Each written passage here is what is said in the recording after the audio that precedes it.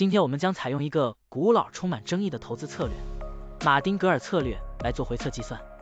股票市场中，马丁格尔策略就是在股价下跌时增加投资，以较低的平均成本获得更多的股份，然后在股价上涨并达到盈利目标时，一次性卖出获利了结。如此周而复始，持续跟踪股价操作。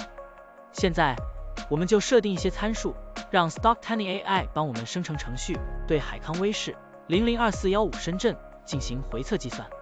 设定参数如下：最大买入次数7次，最大加仓比例 1.5 倍，每次买入股价下跌的比例 10%， 获利卖出的上涨幅度 5%， 运行时间从2023年1月1日到2024年5月2日，交易手续费设定为 0.10%。 好了，按照上面的设定，程序运行的结果是累计交易12次，期末持仓价值 99,419.32 元，盈利负 0.58%， 相比持仓不动，多盈利 2.86%。 可以看到橙色的持仓价值曲线比股价曲线更平缓。我们换一组参数再尝试一下：最大买入次数5次，最大加仓比例 1.5 倍，每次买入股价下跌的比例 8%， 获利卖出的上涨幅度 3%， 这样就可以得到新的回测结果。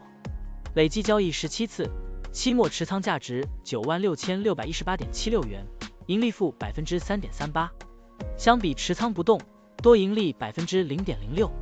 股票的波动特性不一样，盈利效果就不同，参数设定不同，盈利效果也会不同。怎样找到最优的组合呢？请评论区留言，让 Stocktiny AI 来帮助你。股票调优 AI， 利用 AI 技术赋能您的股票选择与操作。本站内容不构成对任何人的投资建议，您应当基于自己的独立判断做出决策。扫描二维码获取文字稿，欢迎点赞、评论、转发。